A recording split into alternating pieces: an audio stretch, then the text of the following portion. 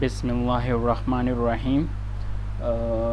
आज जो एक बहुत ही इम्पोर्टेंट टॉपिक पढ़ने जा रहे हैं और उसके बारे में डिस्कस करने जा रहे हैं, जो कि है हमारे पास एसिड बेस बैलेंस।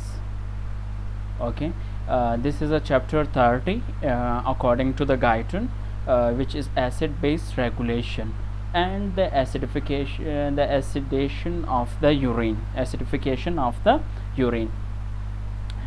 हम जानते हैं कि बॉडी में कॉन्टीन्यूसली हमारे पास एसिड प्रोड्यूस हो रहे हैं या बेसिस हमारे पास प्रोड्यूस हो रहे हैं through the different metabolic processes. तो ये एसिड और बेस जो है जो कि बॉडी में प्रोड्यूस हो रहे हैं, तो इसको हमने क्या करना है, इसकी एक कांस्टेंट लेवल मेंटेन करनी है ताकि जो बॉडी की पीएच है वो हमारे पास नॉर्मल रह सके। क्योंकि हम जैसे जानते हैं कि अगर पीएच बढ़ता है या इंक्रीज होता है तो it's cause different problems, it's can cause different problem.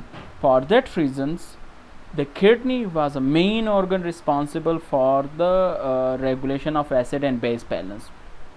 क्योंकि हम जानते हैं नॉर्मली जो पीएच होती है वो बॉडी की वो हमारे पास 7.4 नॉर्मल है, और अगर उससे कुछ अबव या नीचे हो जाता है तो it's can cause very large problem until it's can lead to the death of a patients in a hours, जो कि घंटों में एक मरीज़ की डेथ करवा सकता है।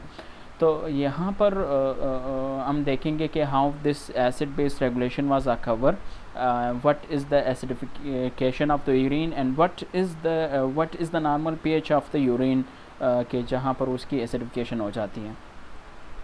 तो सबसे पहले हम देखते हैं, हमने पहले ही कहा कि kidney is a important organ playing a role in the maintenance of acid and base balance. ठीक है, when there is any problem with the kidney it can lead to the metabolic acidosis and alkalosis। तो उस patient में हमने through the different procedure हमने acid base balance करवानी है। अगर वो नहीं हो पाती तो it's can lead to the death of a patient. Kidney क्या करती है कि हमारे पास एक्सक्रीशन ऑफ द सोडियम करती है और उसकी जगह पर बाइकार्बोनेट्स की रिटेंशन करती है। बाइकार्बोनेट जो है ये अल्कलाइन रेजरवायर है बॉडी का, क्योंकि मेन बफर सिस्टम जो बॉडी में काम कर रहा है वो हमारे पास बाइकार्बोनेट बफर सिस्टम है। तो इस वजह से बॉडी क्या करती है, कॉन्टीन्यूसली जो हाइड्रोजन प्रोड्यूस हो रहा है या हमारे पास एसिड्स प्रोड्यूस हो रहे हैं तो उसकी नतीजे में जो हाइड्रोजन आयन है उसको एक्सक्रीट आउट कर रहा है और बाइकार्बोनेट्स को कंजर्व करता है। नॉर्मली यही होता है इन यूजुअल केसेस।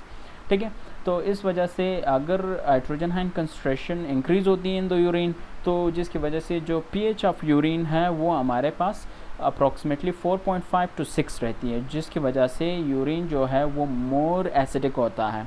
ठीक है, एंड हम जानते हैं कि body is continuously producing the acid, for example in the case of cellular respiration हमारे पास एसिड्स प्रोड्यूस हो रहे होते हैं, या हमारे पास इनएरोबिक रिस्पिरेशन जो हो रही होती है स्पेशली इन द मसल्स, वहाँ पर हमारे पास एसिड्स प्रोड्यूस हो रहे होते हैं, या हमारे पास कोई दूसरा रिएक्शंस हो रहे हैं तो वहाँ पर एसिड्स प्रोड्यूस होते हैं बॉडी में कॉन्टीन्यूसली। तो इन एसिड्स को हमने क्या करना है, रिमूव करना है। अगर ये रिमूव नहीं होते तो इसकी वजह से क्या होता है, threaten to push the body toward the acidosis.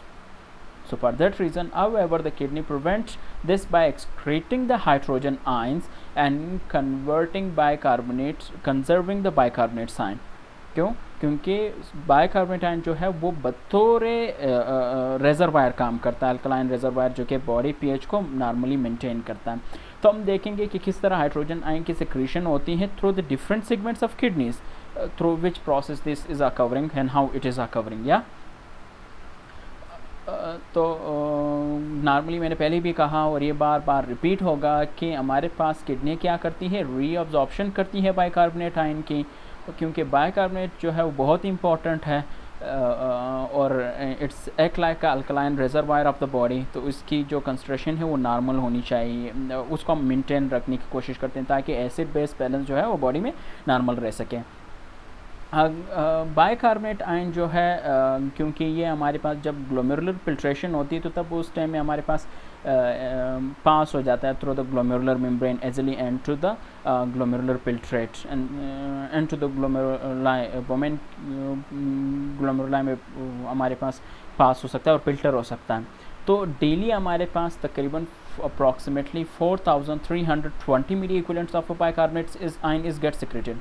तो अगर इतना ज़्यादा अमाउंट में हमारे पास बाइकार्बोनेट सिक्रीट हो रहा है तो इसको आपने क्या करना है, कंजर्व करना है, ठीक है, ताकि बॉडी के पास ये ज़्यादा से ज़्यादा रह सके। तो इस केस में बॉडी क्या करती है, इतनी amount of hydrogen ion secrete करती है to reabsorb this all amount of carbonate bicarbonate ion, ठीक है। और हमारे पास ये 4320 milliequivalent of bicarbonate which is secreted and the which is filtered by the glomeruli each day is called the filtration loads of the bicarbonates। और ये सारा का सारा बाइकार्बोनेट हमने ऑब्जॉर्व करना है to maintain the acid base balance in the body. और इसको ऑब्जॉर्व करने के लिए इतनी ही amount of hydrogen ion secretion करनी है। और हाइड्रोजन आयन सिक्रीशन भी जो है वो हमारे पास तकरीबन 4322 फॉर द कंजर्विंग और for reabsorbing of bicarbonate ion के लिए इतनी करनी पड़ेगी। और बाकी जो है वो हमारे पास या अप्रॉक्सीमेटली 50 to 100 मिली इक्विवेलेंट जो है वो एक्सक्रीट होता है टू वो हमारे पास नेट सिक्रीशन होती है, जिसकी वजह से यूरिन की जो एसिडिटी है वो हमारे पास एसिडिटी जो है तो इस वजह से यूरिन हमारे पास एसिडिक होता है approximately having a range between the 4.5 to 6।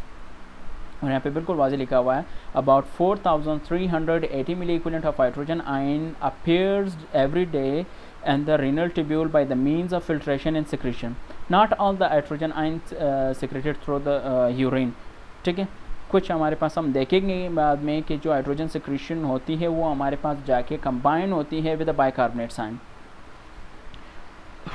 और इस बाइकार्बोनेट आयन के साथ बाइंड होते हुए हमारे पास बाइकार्बोनेट्स की दोबारा रीअब्जॉर्प्शन में हेल्पफुल साबित होती हैं। ये हम आगे जाके देखेंगे, ठीक है। और जो हमारे पास नेट सिक्रीशन होती है अप्रॉक्सीमेटली 50 to 100 मिली इक्विवेलेंट, तो वो हमारे पास एसिडिफिकेशन ऑफ यूरिन को डिफाइन करती है। उसी की वजह से हमारे पास यूरिन एसिडिफाई हो जाता है और पीएच ऑफ द यूरिन जो है वो हमारे पास डिक्रीज़ हो जाती है। तो सिक्रीशन ऑफ हाइड्रोजन जो है वो हमारे पास किडनी के तमाम तर सेगमेंट्स में इसकी सिक्रीशन होती है। हमारे पास प्रॉक्सिमल कन्वर्टर ट्यूब्यूल में इसकी सिक्रीशन होती है, लूप ऑफ एनले में हमारे पास उसकी सिक्रीशन होती है, and the same manner and the distal convoluted tubule and also and the collecting tubules. मगर the process through which the secretions are covered may be different from one segment to the another segment may be same. So हम आगे next slides में हम देखेंगे कि how this was going to occur and which thing they need to be do this. So hydrogen secretion of hydrogen into the renal tubule are covered by the formation of carbonic acid. Firstly we go to see this pictures.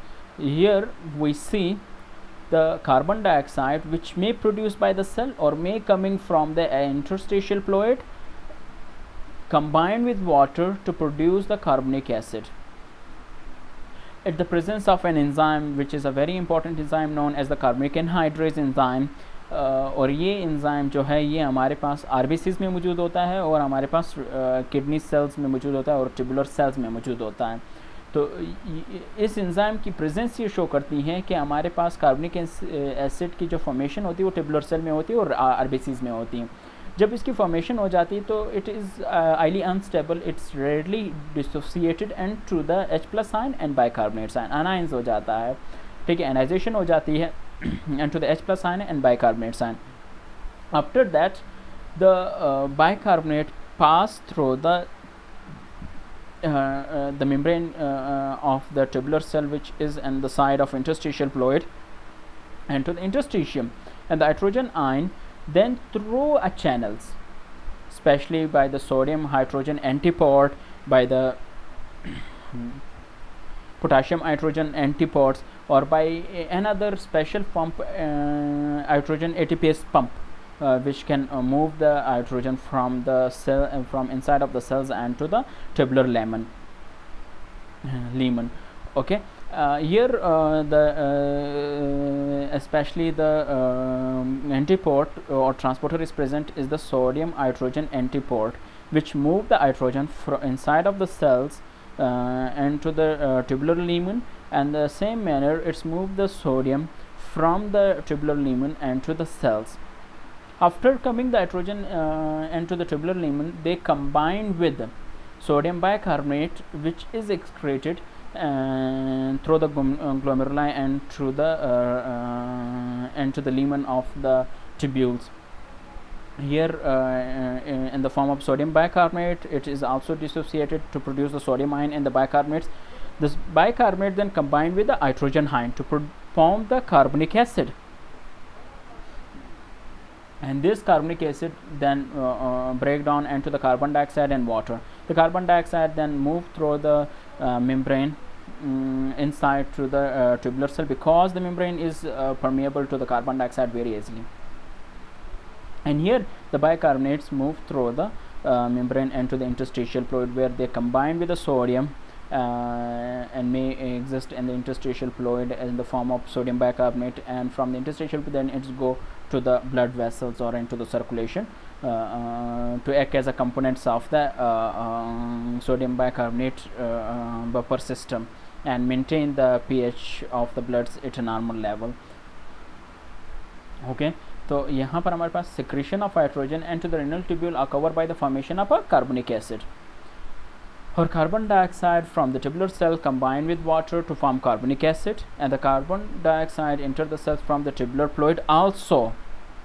Firstly, the cell is also produce its own carbon dioxide, because the cell is doing its own cellular activities continuously, and also they take from the interstitial fluid or from the lumen of the tubules. The carbonic anhydrase is a very important enzyme for reacting the carbon dioxide with water to produce the carbonic acid. After with the absence of this enzyme, the reaction was occurring very slowly and take large time, and this enzyme is present in the RBCs and the tubular cells, is essential for the formation of carbonic acid. The enzyme is available in large quantities in the epithelial cells of the renal tubule. The carbonic acid is immediately dissociated into the H plus ion and bicarbonate, जैसे कि हमने figure में देख लिया है. After that, the hydrogen ion from the tubular cells is secreted into the lumen of proximal tubule, proximal converter tubule, the distal converter tubule, collecting tubule, and the loop of Henle. जैसे कि हमने पहले देखा कि हमारे पास hydrogen ion secretion जो होती है वो मेनली हमारे पास दो तरीक़ों से होती है. एक तो हमारे पास सोडियम हाइड्रोजन एंटीपोर्ट होता है जो कि लेमिनल मेम्ब्रेन में मौजूद होता है, और दूसरा हमारे पास हाइड्रोजन का अपना एक पंप होता है which is driven by the ATP driven proton pump. और स्पेशली जो ये दोनों हमारे पास the sodium hydrogen antiport pump जो है ये अप्रॉक्सीमेटली ट्यूबुलर सेल्स जो ट्यूबुलर सेल्स होते हैं उन पे तमाम तौर पर मौजूद होते हैं, चाहे हमारे पास प्रॉक्सिमल कन्वर्टेड ट्यूब्यूल सेल्स हो, चाहे हमारे पास लूप ऑफ एनले के सेल्स हों, या हमारे पास डिस्टल कन्वर्टेड ट्यूब्यूल हो या कलेक्टिंग ट्यूब्यूल हो. मगर हमारे पास जो एटीपी ड्राइवन प्रोटॉन पंप जो है वो हमारे पास there was a special cells which is present in the distal converted tubule in the distal portion of the distal converted tubule, especially a cell which we call the intercalated cells. हम जानते हैं कि distal converted tubules पर दो type के sales होते हैं, एक हमारे पास प्रिंसिपल सेल्स और दूसरा हमारे पास इंटरकलेटेड सेल्स होते हैं. तो ये दो मैकेनिज्म बहुत इंपॉर्टेंट है for the hydrogen secretion and to the tubular lumen. उसके बाद हमारे पास सोडियम हाइड्रोजन एंटीपोर्ट जो है वो सोडियम को फ्रॉम द लीमन मूव करता है into the inside of cells, and hydrogen को मूव कर रहा होता है from the tubular cell and to the lumen. It's this pump और antiport also need energy, but ये एनर्जी जो है वो हमारे पास सोडियम पोटेंशियल के फॉर्म में मौजूद होती है, क्योंकि हम जानते हैं कि नेक्स्ट डायग्राम में हम देखेंगे कि नेक्स्ट स्लाइड में हम देख लेंगे कि हमारे पास जो इंटरस्टिशियल मेम्ब्रेन है हमारे पास ट्यूबुलर सेल्स के, वहाँ पर हमारे पास एक इंपॉर्टेंट पंप मौजूद होता है जिसको हम सोडियम पोटासियम एटीपेज पंप कहते हैं। ये सोडियम पोटासियम एटीपेज पंप जो है वो ऑपरेट कर रहा होता है, जो कि सोडियम को मूव कर रहा होता है from the inside cell and to the interstitium, and in the same manner moving the potassium from the interstitial inside to the cell, वो वहाँ पर ऑपरेट कर रहा होता है। उसी की वजह से क्या होती है कि एक हमारे पास ग्रेजुएंट क्रिएट हो जाती है फॉर द सोडियम, और जब सोडियम मूव करता है from the lumen and to the tubules, they use the energy of the sodium to move out the potassium from the inside of cells to the lumen. The sodium hydrogen antipode present in the tubular cell is responsible for the exchange of sodium and hydrogen. This type of sodium potassium counter transport occur predominantly in the proximal connective tubule. मैंने कहा कि it's तमाम तो tubular cells में मौजूद होता है, मगर ये ज़्यादा मकदार में जो यहाँ पे कह रहा है कि वो ज़्यादा मकदार पे मौजूद है कहाँ पर, हमारे पास डिस्टल कन्वर्टेड ट्यूब्यूल्स पे, मगर ये अप्रॉक्सीमेटली तमाम तर सेल्स पे मौजूद होता है। जो ट्यूबुलर सेल्स होते हैं उनकी लेमिनल मेम्ब्रेन जो है वो वहाँ पर हमारे पास मौजूद होता है। एटीपी ड्राइवन प्रोटॉन पंप जो है ये स्पेशली हमारे पास हाइड्रोजन पंप होता है which is driven by the ATP which need the ATP for operation for its operating. It is mostly present in the distal connective tubule and the collecting duct. This pump is operated by obtaining the energy from the ATP.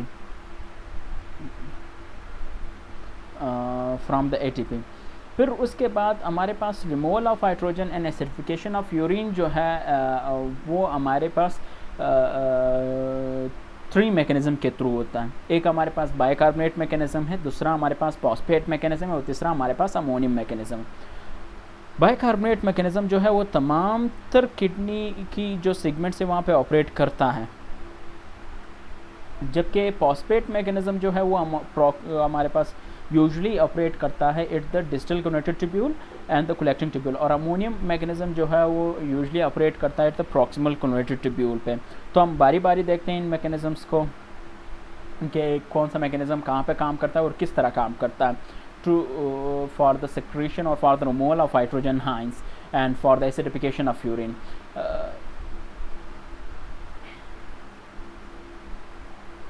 तो यहाँ पर हम देखेंगे कि bicarbonate mechanism मैंने पहले कहा कि it's operating in all of the segment of the kidney tubules for the excretion of the hydrogen ion and for reabsorption of the bicarbonate ion. ठीक है, all the filtered bicarbonate ion जो है into the renewed tubule is reabsorbed, और उसकी जगह पर हमारे पास secretion होती है हाइड्रोजन आयंस की, और ये हमारे पास 80% काम कर रहा होता है फॉर द हमारे पास proximal tubule proximal connected tubule में, 15% हमारे पास लूप ऑफ एनले में, ठीक है, और 5% हमारे पास distal connected tubule and collecting tubule में काम कर रहा होता है। तो ज़्यादा से ज़्यादा हमारे पास प्रॉक्सिमल कनेक्टेड ट्यूब्यूल में काम कर रहा होता है। Reabsorption of bicarbonate utilize the hydrogen secretion and to the renal tubules, जैसे कि हम यहाँ पे ये नेक्स्ट डायग्राम में देखेंगे कि out this is going to occur. जैसे कि हमने पिछला एक स्लाइड देखा ऊपर की तरफ जानिब के, हमने कहा कि सोडियम किस तरह hydrogen ion from the tubular cell secrete out होता है इनटू द ट्यूबुलर लिमन, और साथ ही साथ में बाइकार्बोनेट की किस तरह रीअब्जॉर्प्शन होती है। तो वही प्रोसीजर है यहाँ पे भी एक्सप्लेन किया गया है। हमारे पास water combined with carbon dioxide at the presence of an enzyme which we call the carbonic anhydrase to produce the carbonic acid, and the carbonic acid then dissociated into the H plus ion and bicarbonate ion. The sodium bicarbonate ion then move through the basal membrane and to the interstitial fluid, and then they bind with the sodium which is also absorbed from the tubular cells to form the sodium bicarbonate, and then go into the bloods and act as a components of the bicarbonate buffer system to maintain the acid base balance of the body. Hydrogen ion जो है वो हमारे पास sodium hydrogen antiport के through tubular लिमन में चला जाता है। वो जैसे जैसे जाता है तो it's react with the bicarbonate which coming from the sodium bicarbonate component, the sodium bicarbonate components of the bicarbonate buffer system to produce the carbonic acid, and the carbonic acid then dissociated into the carbon dioxide and water. And the carbon dioxide is reabsorb back into the tubular cell. और हमने पहले भी कहा कि जो carbon dioxide है ये cell खुद भी बना सकता है, और ये हमारे पास इंटरस्टिशियल फ्लूइड की साइड से भी आता है, और ये हमारे पास ट्यूबुलर लेमन से भी आ सकता है। तो ये हमारे पास फ्रॉम द इंटरस्टिशियल फ्लूइड से भी आ सकता है और कार्बन डाइऑक्साइड, और हमारे पास ट्यूबुलर लेमन से भी आ सकता है, ठीक है। तो ये जो बाइकार्बोनेट मैकेनिज्म है, हमने पहले कहा कि it is covering in all the segments of the renal tubule, okay, और नेफ्रॉन की तमाम तर सेगमेंट्स पे कवर करता है। और उसके बाद जो दूसरा मैकेनिज़्म आ जाता है वो हमारे पास है फॉस्फेट मैकेनिज़्म।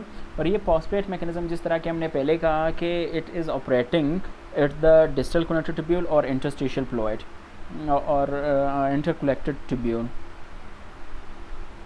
यहाँ पर क्योंकि हम जानते हैं कि बॉडी में 3 बफर सिस्टम मोस्टली प्रेजेंट्स होते हैं, एक हमारे पास बाइफॉस्फेट बफर सिस्टम है, एक हमारे पास कार्बोनेट बफर सिस्टम है, ठीक है। तो हमारे पास यहाँ पर जो फॉस्फेट है जो कि हमारे पास ट्यूबुलर ग्लोमेरुलाई से सिक्रीट आउट होता है तो ये हमारे पास बेसिक फॉस्फेट है जो कोई डिसोसिएट हो जाता है into the sodium ion and the sodium monophosphate ion, ठीक है। And after it's combined with the H+ ion coming from the tubular fluid, it's formed the acidic phosphate, sodium dihydrogen phosphate जिसे आप कह सकते हैं। और ये हमारे पास हाइड्रोजन कहाँ से आ रहा होता है, जिस तरह के ईच एंड एवरी सेल्स में carbon dioxide combine with water in the presence of carbonic anhydrate to produce the carbon dioxide, then dissociated into the H+ ion and bicarbonate ion.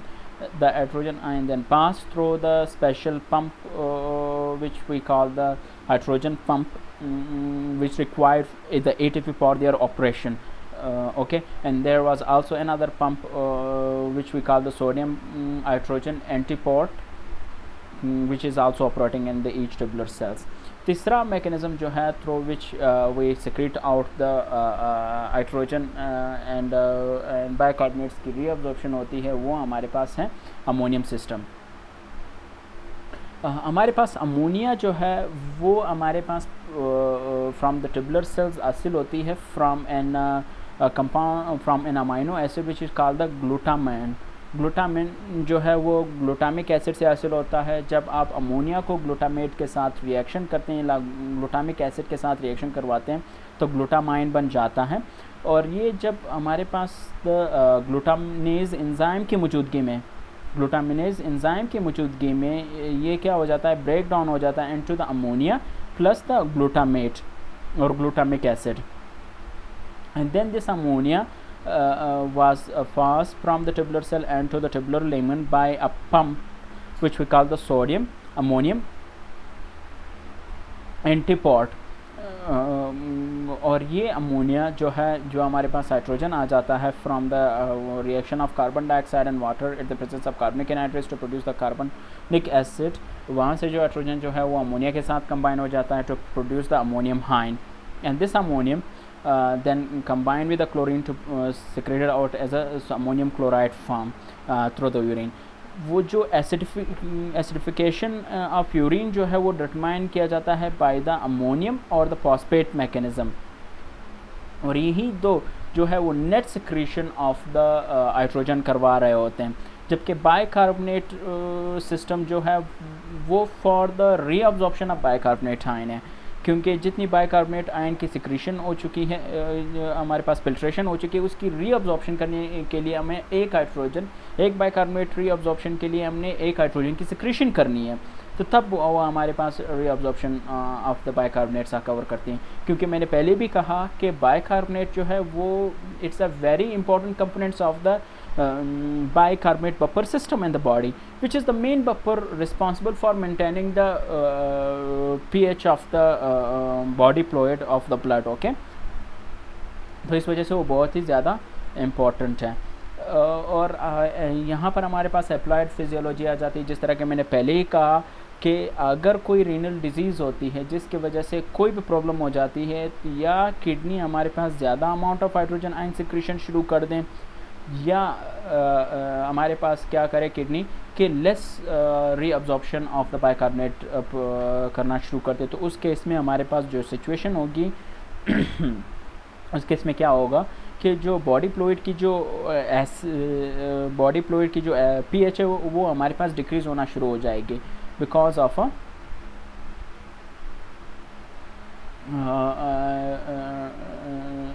Because of sorry अगर kidney high amount of bicarbonate secretion शुरू कर दें, okay, या हमारे पास less amount of bicarbonate reabsorption करना शुरू कर दें, तो उस केस में क्या होगा कि pH of the body fluid जो है वो हमारे पास डिक्रीज़ होगा और हाइड्रोजन आयन सिक्रीशन बढ़ जाएगी, जिसको हम क्या कहते हैं, मेटाबॉलिक एसिडोसिस। और किडनी की वजह से हमारे पास ज़्यादा से ज़्यादा amount of H+ ion secretion होती है और more and more reabsorption of bicarbonate ion होती है, तो उस केस में जो प्रॉब्लम होगी वो ये होगी कि pH of the body fluid जो है वो इंक्रीज़ हो जाएगा और H+ आयन कंसंट्रेशन जो है वो बॉडी में हमारे पास डिक्रीज़ हो जाएगा, जिससे जो कंडीशन कवर करेगी उसको हम क्या कहेंगे, we call them as a metabolic alkalosis. तो ये था हमारे पास a brief introduction about the regulation of acid base balance in the body. Thank you.